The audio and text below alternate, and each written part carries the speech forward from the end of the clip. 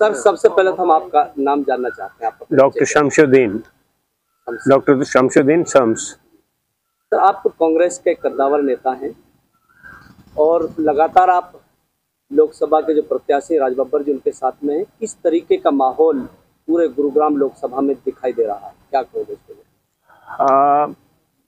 देखिए, इतना अच्छा माहौल है कि हम जीत की ओर चल रहे हैं। हम मतलब लोगों के अंदर इतना जोश है, इतनी उमंग है और ऐसा लग रहा है कि राज बब्बर जी नहीं बल्कि लोग चुनाव लड़ रहे हैं।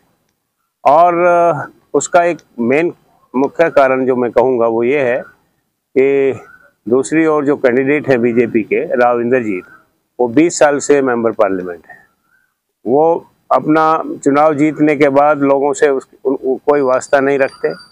दूसरी तरफ हमारे राज बब्बर जी हैं जो एक 5 बार ये अपना मेंबर पार्लियामेंट रह चुके हैं, 3 बार MP लोकसभा, 2 बार राज्यसभा, और अपनी आवाज़ पार्लियामेंट के अंदर बुलंदी से उठाते हैं।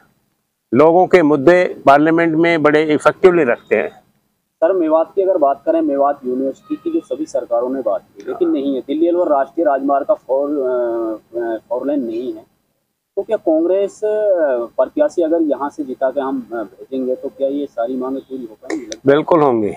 देखिए, इसमें कोई शक नहीं है कि अगर राज बब्बर जी मेंबर पार्लियामेंट हमारे गुरुग्राम से बन जाते हैं, और जो कि मुझे उम्मीद है, मुझे कि पूरा कोई शक नहीं है कि वो बनेंगे, और उनके बनने के बाद मेवात के अंदर सेंट्रल यूनिवर्सिटी आएगी, मेवात के अंदर रेलवे लाइन आएगी, मेवात के अंदर मेट्रो भी आएगी, और मेवात के अंदर जो हमारे ड्राइवर्स की समस्याएं हैं उसका भी समाधान होगा। तो हमारे ड्राइवर्स के लिए वहाँ कोई टेक्निकल इंस्टीट्यूट नहीं है, कोई ट्रेनिंग इंस्टीट्यूट नहीं है, उसका भी समाधान होगा। ये सर कांग्रेसी नेता कह रहे हैं कि ये कोई आम चुनाव नहीं है बल्कि संविधान बचाने का चुनाव है, तो इसको आप कैसे देखें? बिल्कुल। देखिए, आप जरा मैं आपको पीछे ले जाऊंगा, थोड़ी पीछे। अभी चुनाव जब से डिक्लेयर हुआ है, आप इन्होंने नारा दिया 400 पार का, खुद मोदी जी ने नारा दिया 400 पार, और फिर इनसे पूछा गया, इनके मेंबर पार्लियामेंट ने जो अपनी लोकसभा में प्रचार कर रहे थे, तो उनसे पूछा गया कि आप 400 पार क्यों चाहते हैं, 400 पार का नारा क्यों दिया है? तो उन्होंने साफ साफ ओपनली पब्लिक के अंदर पब्लिकली कहा कि हम 400 पार इसलिए चाहते हैं कि हमें संविधान बदलना है, हमारी संविधान बदलने के लिए 2/3 मेजोरिटी चाहिए। तो इसलिए उनको सिंपल मेजोरिटी नहीं, 2/3 मेजोरिटी चाहिए, और लोकसभा में भी और राज्यसभा में भी। और लोकसभा में आ जाएगा तो राज्यसभा में ऑटोमेटिक हो जाते हैं, अगर इतनी जैसे 400 पार की आवाज़ लगाने हैं।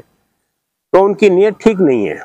उनकी नीयत है संविधान के ऊपर अटैक करने की, उनकी नीयत है लोकतंत्र के ऊपर अटैक करने की। ये सर प्रधानमंत्री की बात करते हैं कि राजस्थान में इस तरीके के भाषण दिए गए कि मंगलसूत्रों को छीन लिया जाएगा, जमीनों को बांट दिया जाए, इस तरीके की भाषा क्या प्रधानमंत्री को किस तरीके से आप देते हैं? देखिए, मेरे ख्याल से पहला प्रधानमंत्री है हिंदुस्तान का जिसने इस तरह की भाषा का इस्तेमाल किया है। देखिए, मंगलसूत्र स्त्री धन होता है, और उसकी बात कर रहे हैं, और वो क्या कह रहे हैं कि मंगलसूत्र बेचकर मुसलमानों को दे देंगे। तो वो एक पहला प्रधानमंत्री है जो इस हद तक आ चुका है, जो धर्म को राजनीति के अंदर पूरी तरह से इस्तेमाल कर रहा है, क्योंकि उसको पता है अब तक 4 फेज का चुनाव हो चुका है। उनका दिल मान चुका है कि वो हार रहे हैं और बीजेपी जा रही है, इसलिए वो इस तरह की भाषा का इस्तेमाल कर रहे हैं। भाजपा नेता सर कह रहे हैं कि राज बब्बर को पैराशूट से यहाँ उतारा गया है, कांग्रेस के पास कोई कैंडिडेट नहीं था, तो कैसा देखते हो आप? देखिए, राज बब्बर को उतारा नहीं गया, बेस्ट कैंडिडेट को हमारी सेंट्रल जो कमेटी है, अपना सेंट्रल वर्किंग कमेटी CWC, उसने हमें एक देर में दिया, देर आए दुरुस्त आए, एक बहुत अच्छा कैंडिडेट दिया। एक ऐसा कैंडिडेट दिया जो 36 बिरादरी का कैंडिडेट है, जिसके यहाँ कोई भेदभाव नहीं है, जो सबको साथ लेकर चलने वाला कैंडिडेट है। और पैराशूट वो होता है, उनको कहते हैं तो बाहरी है, बाहरी तो राव इंद्रजीत हैं जो 5 साल जीतने के बाद अपने घर के अंदर रहते हैं और लोगों से नहीं, उनका वास्ता कोई कनेक्टिविटी नहीं, मिलते नहीं है, वो बाहरी हैं। राज बब्बर साहब एक सरल स्वभाव के, एक सिंपल नेचर के एक व्यक्ति हैं, बहुत अच्छे राजनेता हैं। नेता ऐसे हैं कि हमारी आवाज़ पूरी गुरुग्राम की समस्याएं जितनी हैं वो बहुत इफेक्टिवली पार्लियामेंट के अंदर रखेंगे और उसका समाधान हमें मिलेगा। सर, नुहू अनाज मंडी में हुई एक जनसभा में जो सांसद हैं राविंदर जी, उन्होंने मेवात के लोगों से कहा कि भाई मेवातियों यानी कि जीत तो मैं रेवाड़ी और गुड़गांव से जाऊंगा, तो क्या आप लोग भी वहां से जीत रहे हैं या आप लोग मेवात से जीतोगे? हम सब जगह से हम जीत रहे हैं। हम ये नहीं है कि मेवात नहीं, हम सारे, मैं बता रहा हूँ में हमारे जो नेता हैं, हमारे राज बब्बर जी, वो 36 बिरादरी के नेता हैं। तो यहाँ हमारी कोई हिंदू मुस्लिम की राजनीति नहीं है, धर्म के ऊपर राजनीति नहीं है। तो कैसा मानते हैं आप इस बयान को? हम ये बयान का मैं खंडन करता हूँ, बहुत गलत बयान दिया उन्होंने तो एक तरह से मेवात के लोगों को धमकी दी है कि मैं तो बादशाहपुर और गुड़गांव रेवाड़ी से जीत जाऊंगा, आपको अगर हिस्सा लेना है जीत में तो आप थोड़ी बहुत वोट दे देना। फिर क्यों घूम रहे हैं आज वो, क्यों मेवात के अंदर दोबारा फिर अपना माफी मांग रहे हैं? क्यों उनकी लड़की घूम रही है, उनकी स्त्री औरत घूम रही है, वो खुद घूम रहे हैं। पहली बार ऐसा है कि राज बब्बर के आने के बाद कि वो सड़कों पर है, सब अपने लोगों में जाके कह रहे हैं मुझे माफ कर दो, मैं नहीं आ पाया 20 साल से। आप 5 साल इलेक्शन जीतता है, आराम करता है, फिर 5 साल का टाइम आता है, इलेक्शन जीतता है, आराम करता है, ऐसे 20 साल हो गए। सर, खंड पुन्हाना के काफी गांवों में, दर्जनों गांवों में आज दौरा हुआ है। हाँ। और खासकर देखा जाए कि ये सिंगार गांव की मेवात का सबसे बड़ा गांव है, उसमें किस तरीके का जन सैलाब आपको देखने को मिला? देखिए, इसमें कोई शक नहीं कि सिंगार गांव हमारी पूरी मेवात का सबसे बड़ा गांव है। और सिंगार गांव एक ऐसा गांव है जहाँ 36 बिरादरी की पहचान है, जिसमें 36 बिरादरी के लोग रहते हैं।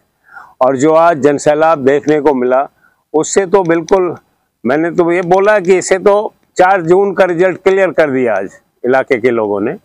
हमारे सिंगार गांव की पूरी सरदारी और इलाके की पूरी सरदारी को मैं धन्यवाद करता हूं, और उनके लिए उन्होंने जो जिस तरह का प्रोग्राम रखा वो बहुत ही सराहनीय है। गुरुग्राम लोकसभा की जनता से क्या मांग करना चाहिए? देखिए, हमारी मेन मांग तो अभी बनने के बाद होंगी, लेकिन हमने उनको अवगत करा दिया है कि हमारी क्या समस्याएं हैं। हमारे यहाँ बेरोजगारी है, शिक्षा क्यों है बेरोजगारी? क्योंकि हमारे यहाँ शिक्षा नहीं है, जो बच्चे पढ़ते हैं उनको रोजगार नहीं है। तो हमें एक अच्छी यूनिवर्सिटी चाहिए, मेवात यूनिवर्सिटी, और सेंटर की यूनिवर्सिटी चाहिए, सेंट्रल यूनिवर्सिटी मेवात के अंदर चाहिए, ताकि हमारी शिक्षा की समस्याएं दूर हो जाएं। हमारी शिक्षा आएगी तो गरीबी दूर होगी, हमारे इलाके में विकास होगा, और हमारा एक मतलब खुशहाली आएगी पूरे इलाके में। हमें रेलवे लाइन चाहिए, हमें मेट्रो लाइन चाहिए, कनेक्टिविटी। हम दिल्ली के इतने नज़दीक होते हुए भी सबसे पीछे हैं। हमारा जो नूहू डिस्ट्रिक्ट है, पूरे इंडिया में सर्वे हुआ था और सबसे नीचे इसकी जगह मिली। Most backward district in India Nuh है। ये सर, भाजपा वाले कह रहे हैं कि कांग्रेस को 55 साल दिए, लेकिन और मेवात फिर भी क्यों पिछड़ गया? देखिए, इसके लिए आप 2005 से 2014, ये हमारा, मैं पीछे का छोड़ दीजिए, पीछे की बात नहीं कर रहा मैं, डॉक्टर मनमोहन सिंह का पीरियड आपको बता रहा हूँ। 2005 से 2014 doctor Manmohan Singh prime minister थे, उनका शासनकाल ले लो। उसके बाद 2014 से 2024 मोदी जी का शासनकाल, बीजेपी का शासनकाल, और आप तुलना कर लो। हमारे टाइम गैस का सिलेंडर 400 रुपये था 2014 में, आज 1100 कुछ है। हमारे टाइम जो पेट्रोल डीजल के दाम बहुत नीचे थे, 70 रुपये थे, आज 100 को 60-70 था हमारे टाइम, और आज 100 के ऊपर पहुंच गया है। तो महंगाई हो, बेरोजगारी हो, महिलाओं की सुरक्षा हो, किसान की एमएसपी का मामला, जैसे किसान के लिए सही फसलों के दाम मिलना हो, मजदूर को सही मजदूरी। हमारे यहाँ कांग्रेस में मनरेगा से मजदूरों को मजदूरी देते थे। इन्होंने मनरेगा में का इस्तेमाल ही नहीं किया, उसके ऊपर हंसते हैं कि ये क्या मनरेगा स्कीम है जो कांग्रेस ने अपने की है। तो इसलिए 2005 से 2014 डॉक्टर मनमोहन सिंह का कांग्रेस का शासनकाल, और 2014-2024 मोदी जी का शासनकाल। इसलिए मोदी जी अपने काम नहीं गिना रहे हैं, उनसे जनता पूछ रही है कि आपने इतने झूठ बोले, आप कौन सा झूठ बोलेंगे? 15 लाख का झूठ, 2 करोड़ नौकरियों का झूठ और महंगाई को कंट्रोल करने का झूठ, सारे उनके झूठ सामने आ गए हैं। और नोटबंदी की तो उन्होंने तब झूठ बोला, जीएसटी लाए तब झूठ बोला, और उसके बाद आज अब वो सारे झूठ उनके फेल हो चुके हैं, सामने पब्लिक के आ चुके हैं। तो अब वो रोने का ड्रामा करते हैं, अब रोते हैं वो।